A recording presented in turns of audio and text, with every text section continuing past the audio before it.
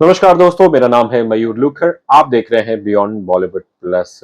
इस सप्ताह कोई हिंदी फिल्म है नहीं, इसलिए once again it will be Housefull 5, लेकिन कंपटीशन जरूर होगा फ्रॉम हॉलीवुड, जहां पे तीन फिल्में आ रही है, जिसमें प्रमुख है लायंस गेट स्टूडियोज की film Ballerina, which is the fifth film in the John Wick franchise. इसके अलावा there how to train your dragon, उसकी पहली लाइव एक्शन फिल्म आई है। Then there another film called the materialist, जो मैं बिल्कुल नहीं देखने वाला हूँ। खैर, मैंने बैलरीना तो कल देख ली एंड उम्मीद कर रहा हूँ कि फ्राइडे और मैं how to train your dragon देखूं। लेकिन फिलहाल इस वीडियो में तो हम केवल बात करेंगे बैलरीना की। बट उससे पहले, as always, you know the drill. जल्दी से मेरे चैनल को सब्सक्राइब कीजिए and don't forget to press the bell icon. दोस्तों, ये दौर ऐसा है जहां पे एक्शन फ्रेंचाइज वही घिसी पीटी लगने लगी है। But there is one franchise जिसने काफी दर्शकों को बांध के रखा है, वो है John Wick franchise. Keanu Reeves उनके करियर में एक नया, मैं कह सकता हूं, पड़ाव लेके आई है। और ये इतनी पुरानी नहीं है, क्योंकि 2014 में इसकी पहली फिल्म आई थी, वो काफी हिट हुई थी, दूसरी फिल्म भी हिट हुई, और 11 साल में इन लोगों ने 4 फिल्में लेके आए हैं, जिसने कुल कमाए हैं ओवर $1 बिलियन वर्ल्ड वाइड। और अब ये फ्रेंचाइज लेके आए हैं एक spin off film called ballerina. वैसे मैं आपको यहाँ बता दूं कि ये जो बैलरीना का जो लीड कैरेक्टर है, ईव मकारो, तीसरी फिल्म है जो 2019 में आई थी, उसमें एक हल्की सी झलक दी थी बस। She was just dancing as the Ballerina. और अब 6 साल के बाद लायन गेट स्टूडियो ने सोचा क्यों ना दर्शकों को एक थोड़ा ब्रेक दे, एक नया अनुभव दे, by having this spin off film on Eve Macarro character. खैर, उस पुरानी फिल्म में तो यूनिटी पेल्हिन उन्होंने ये छोटा सा रोल किया था। अब 6 साल के बाद ईव मकारो की खुद की फिल्म में, बैलरीना में, it's popular Cuban Spanish actress Ana de Armas जो मुख्य भूमिका निभा रही है। स्टोरी में कुछ नया तो खैर नहीं, बस एक बदले की कहानी की कैसे एक बच्ची जिसकी आंखों के सामने उसके पिता को मार दिया गया था, और फिर इस बच्ची की देखभाली एक दूसरे शख्स ने की। और विंस्टन नाम का एक शख्स है जो कि न्यूयॉर्क कॉन्टिनेंटल होटल का मालिक है, और इसने इसे बचपन में ही ही put this girl Eve into the care of Ruska Roma, जो कि एक क्लैन है जो लड़कियों को मोस्टली हायर करते हैं। ये उन्हें बैलरीना तो बनाते हैं, लेकिन साथ ही साथ these girls are basically hired guns. अब 12 साल के बाद Eve Macarro, which is now played by Ana de Armas, इन्हें काफी बदले की आंग इनमें है। शी इज वेरी डेस्परेट कि बस उन्हें अपने पिता के हत्यारे कौन है उनके बारे में मालूम करना है और उन्हें खत्म करना है। देखिए, एक्शन फिल्मों में कोई इतना अनोखा प्लॉट नहीं होता, लेकिन जब एक महिला को बदला लेना हो तो फिर उसकी बात ही अलग रहती है। और यहाँ पे सबसे पहले मैं दाद दूंगा लायन गेट स्टूडियोज की, जिन्होंने सही कास्टिंग की है इन एना डी आर्मास। इस फिल्म के साथ पहली बार इस फ्रेंचाइज के साथ जुड़े हैं डायरेक्टर लेन वाइजमैन, जिन्होंने इससे पहले अंडरवर्ल्ड फ्रेंचाइज की कुछ काफी फिल्में उन्होंने डायरेक्ट की है। फिल्म के जो राइटर है बैलरीना के, शे हैटन, इन्होंने तीसरी फिल्म लिखी थी, और यहाँ पे वाइजमैन और हैटन वो लेके आए हैं बैलरीना। भले एक स्पिन ऑफ फिल्म हो, लेकिन एक जॉन विक फ्रेंचाइज की फिल्म में हमारे कल्ट हीरो जॉन विक का ना होना, ये तो असंभव है। और जो एक चीज मुझे हैरान करती है कि कहने के लिए तो फिल्म है बैलरीना, बट इसे जिस तरह के तरीके से मार्केट किया गया, जो इसका टाइटल है from the world of John Wick Ballerina, अब ये आप पढ़ते हैं तो कहीं ना कहीं ऐसा लगता है कि भाई ईव मकारो क्या उन्हें अंडरमाइन किया जा रहा है।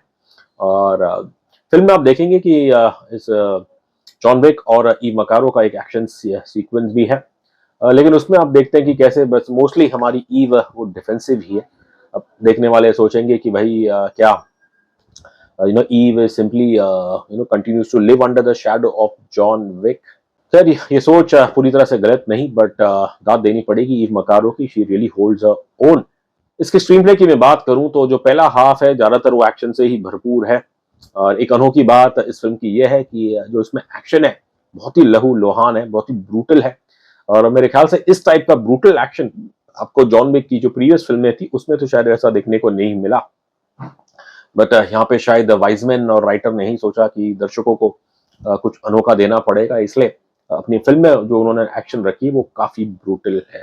फिल्म का पहला हाफ एक्शन से भरपूर है, और सच बताऊं तो मुझे लग रहा था कि बस कहीं ड्रामा की कमी है। शुरुआत के जो सीन है वो भी एक्शन सीन है कि कैसे ईव के पिता उन्हें मारा जाता है, उसके बाद फिर इस लड़की की ट्रेनिंग होती है। अब अब देखते हैं कि from being a child to becoming an adult, और ईव बस इनके अंदर बहुत ही गुस्सा है, बहुत ही एक डेस्परेशन है कि जल्द से जल्द उन्हें अपने पिता के हत्यारों को वो मारे।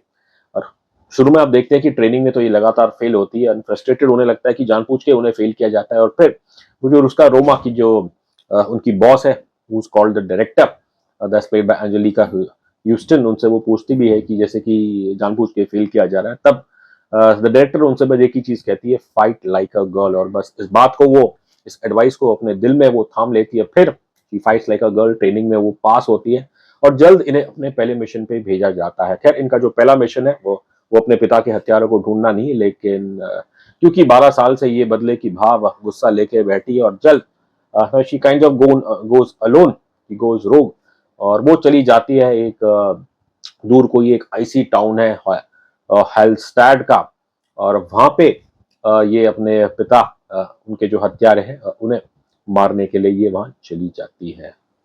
फिल्म का फर्स्ट हाफ बस एक्शन कुछ ज्यादा ही डाल दिया गया है।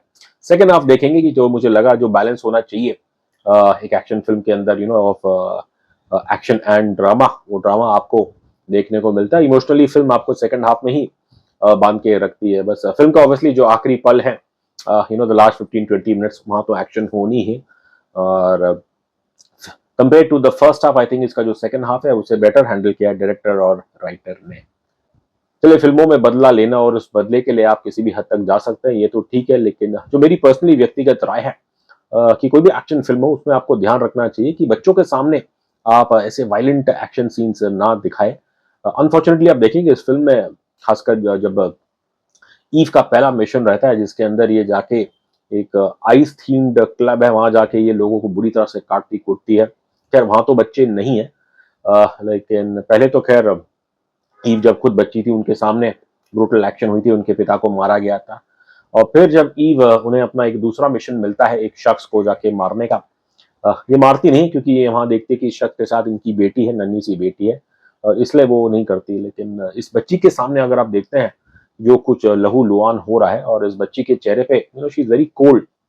सिमिलरली जो ये जो हेल्स्टैड जो रीजन है, और ये रीजन दरअसल बिलोंग करता है एक ऐसे ट्राइब को जो 200 साल पुरानी है। अब यहाँ जो एक्शन होती है वो काफी लहूलुहान है, काफी ब्रूटल है, लेकिन जो बच्चे यहाँ पे पैदा हो रहे हैं, या जो बच्चे वहां पे हैं, उनके चेहरे पे देख के आपको कहीं भी डर नहीं दिखने वाला। देखिए, like I said before, cinema पे वह बच्चों के सामने वायलेंस नहीं होना चाहिए, लेकिन अगर आप ऐसे सीन करते भी हैं तो फिर बड़ी सेंसिटिविटी रखनी पड़ती है, जो कि शायद थोड़ी बहुत मुझे कम से कम ये जो हेल्स्टेड इलाका है यहाँ वो मुझे दिखी नहीं। देखिए, अब इस चीज को आप दो रूप से देख सकते हैं। एक तो पहला कि director and writer they were not that very sensitive. दूसरा यह है कि बस बच्चे जिस वातावरण में पैदा होते हैं बस वो बड़े होकर वैसे ही बनते हैं। अभिनय की बात करूं तो एना डी आर्मास है ना, her stocks have been rising since her breakout role in Knives Out 2019 में। उसके बाद आपने इन्हें no time to die, Bond की फिल्म में देखा था, वहां तो शायद इनका बड़ा इतना रोल था नहीं, लेकिन इन्हें जो काफी क्रिटिकल अक्लेम मिली वो थी विद दिस फिल्म ब्लॉन्ड, जहां पे इन्होंने मैरिलिन मोनरो का किरदार प्ले किया, और उसके लिए उन्हें ऑस्कर नॉमिनेशन भी मिली थी। और she someone who has been on the rise, she looks very young, लेकिन वैसे ये इतनी यंग है नहीं। और अब उनके करियर में एक पहली out and out brutal action film मिलना, बैलरीना, बिल्कुल पूरी तरह से आई थिंक डी आर्मास ने जस्टिस किया है। देखिए, क्योंकि वो बैलरीना है इसलिए उन्हें कोई तगड़ा होना जरूरी नहीं, कोई जैसे लारा क्रॉफ्ट की तरह उन्हें कोई मसल्स की जरूरत नहीं है। Once you are a ballerina तो ऑब्वियसली आपकी बॉडी में एक एजिलिटी, फ्लेक्सिबिलिटी रहती है। और फिर जो एक्शन सीन्स के अंदर जो मेहनत की इस लड़की ने वो बिल्कुल काबिल तारीफ है। और फिल्म को मेरे ख्याल से जो सबसे बड़ी यूएसपी है वो उसका एक्शन ही है, जो देखने में काफी जेन्युइन लगता है। ब्रूटल जरूर है, बट यहाँ दाद देनी पड़ेगी अना डी आर्मास की, जो एक्शन के मामले में तो उन्होंने काफी हम इम्प्रेस किया है। जॉन विक, देखिए जिस तरह जॉन विक उन्हें वन मैन आर्मी कहा जाता है, और मेरे ख्याल से यहाँ पे ईव मकारो भी एक वन वुमन आर्मी ही है। और एक और खास बात इनकी यह है कि इनका जो टैटू है, जिसपे जो लैटिन शब्द लिखे हैं जिसका अर्थ है light of darkness, I think something like lux lux tenebris. और अब इस फिल्म के अंदर जो इनकी तुलना की गई वो है एक और स्लाविश मिथोलॉजी की कीमोरा, जो कि एक फीमेल हाउस स्पिरिट कहते हैं। एना डी अरमास अपने एक्शन से तो वो कमाल करती है, लेकिन आई थिंक इस किरदार की जो पर्सनैलिटी है उसे भी बहुत ही अच्छी तरीके से एना डी अरमास उन्होंने निभाया है। देखिए, नाम तो है बैलेरीना, लेकिन इसके अंदर बिना जॉन विक के तो ये असंभव था। और यू लाइक हाउ ट्रेलर के अंदर जिस तरह से प्रस्तुत किया गया कि जैसे जॉन विक एक वुल्फ है और वो अपने प्रे यानी कि किकी मोरा उसे मारने जा रहे हैं।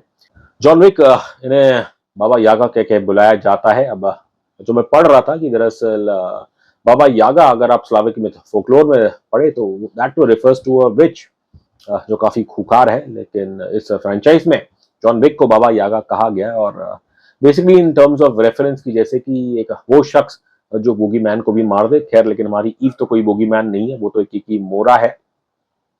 और तो इनका जो बेसिकली बैटल है, आई थिंक बड़े ही ब्रीफ हो, लेकिन फिल्म के अंदर जो सबसे ज्यादा तालियां या जो चीयर्स बजती है वो इसी सीन में है। जॉन विक का बैलरीना में होना ये शायद कहीं ना कहीं एटलीस्ट फॉर दो सीन्स ये ओवर शैडो करते हैं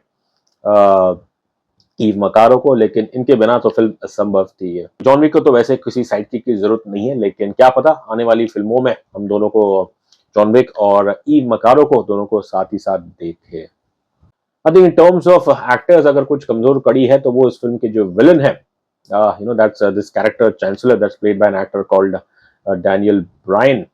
अब जिस तरह से जो इनका ट्राइब है, जो कल्ट है, जो ये हॉलस्टैड में बसी हुई है, इसका जिस तरह से वर्णन किया है, हाइप की गई है कि भाई 200 साल पुरानी है, बड़े खूंखार लोग हैं और ये लोगों को ना सिर्फ पैसों के लिए मारते हैं, बल्कि ये तो ऐसे ही खेल खेल में लोगों को मार देते हैं। और जो आप फिल्म में देखते हैं वैसा आपको डिस्क्रिप्शन इतना मिलता नहीं। मैं अभी तक हैरान हूँ कि कैसे ईव, जब उनकी पहली बात कन्फ्रंटेशन होती है with members of this cult, उसके अंदर आप देखते हैं कि बस वो ईव को मारते नहीं, लेकिन सिर्फ चोटिल कर देते हैं, उन्हें बेहोश कर देते हैं। अब और अगर आप इस ट्राइब का देखें, जो हाइप है वो मैच नहीं करती। अब सोचिए, अगर इतने खूंखार लोग हैं लेकिन ये फैमिली वैल्यूज में बिलीव करते हैं, they like raising families. Somehow मुझे लगा कि जो हाइप है वो कहीं ना कहीं जो इनके फैमिली वैल्यूज है उससे वो मैच नहीं करती। टेक्निकल एस्पेक्ट्स की बात करूं तो एक्शन फिल्म है, तो एक्शन पे ही ये चलेगी। फिल्म के अंदर obviously top notch world class action है, काफी ब्रूटल है, जैसे मैंने पहले कहा कि शायद पहली जॉन विक फिल्मों में आपने इस तरह का ब्रूटल एक्शन ना देखा हो। लेकिन अच्छी बात फिल्म के जो लोकेशन है, जो production design, action choreography, that is totally I would say world class. हमने पहले कहा था कि ईव उसके सामने कोई खूंखार आदमी आ जाए उसे तो वो जल्द से मार देगी। औरत के लिए वो ऑब्वियसली पहले मारती नहीं है, लेकिन इंटरेस्टिंग बात यह है कि फिल्म के अंदर जो सबसे बेहतरीन एक्शन सीक्वेंस है, that involves Eve versus a cafe staff member in Hallstatt. और ये का स्टाफ मेंबर एप्रन पहनी भी हुई है। पहले तो लग रहा है कि ये बिल्कुल इनोसेंट है, लेकिन जब ये प्रहार करती है ईव के ऊपर और ईव उनसे कहती भी है कि मैं आपको नहीं मारने वाली हूँ, लेकिन बस ये महिला जो भी इसके हाथ में आता है, चक्कू वक्कू बेलन, जो भी किचन की चीजें सब इनके ऊपर फेंकती है। और वो इनके जो एक्शन सीन्स है ईव का और इस स्टाफ मेंबर का, that is truly I would say the highlight of the film. इसके अलावा क्लाइमैक्स में आप देखते हैं कि कैसे ईव बिल्कुल एक ज्वालामुखी बन के आती है, जो फायर गन है वो फायर करती है, एंड उनके अगेंस्ट एक शख्स है जो एक बड़ी फायर गन लेके आए हैं, तो ऑब्वियसली उनकी फ्लेम ज्यादा है। और फिर जो एक आइस और फिर जो एक फायर एंड आइस जैसा आपको एक बैटल दिखता है, that obviously will draw the whistle from the audience. यहाँ मैं एक चीज कहना चाहूंगा कि अगर ऐसे ही ब्रूटल लहू लुहान वाले सीन्स ये हमारी बॉलीवुड या फिर किसी टॉलीवुड फिल्म में हो तो फिर तो लोग काफी आंखें बंद कर लेते हैं। लेकिन इस फिल्म में, हॉलीवुड फिल्म में, अब जो मैंने देखा कि इस तरह शो में कई महिलाएं थी कि जो इतने ब्रूटल एक्शन सीन थे, लोगों के हाथ काटना, चेहरे पे कुल्हाड़ी मारना, उस पर तो लोग बस चीयर कर रहे थे। अंत में मैं बस यही कहूंगा कि बैलरीना एक एक्शन फिल्म है, तो ये एक्शन के दम बलबूते पे ही चलने वाली है। हाँ, ड्रामा की शायद थोड़ी कमी है फर्स्ट हाफ में, लेकिन कम से कम इसके जो टारगेट ऑडियंस है, जो फ्रेंचाइज लॉयलिस्ट है, वो बड़े खुश होंगे। कुछ एक somewhat different experience in the John Wick franchise. रही बात रेटिंग की, तो मैं देता हूं इस फिल्म को 5 में से 3 स्टार्स।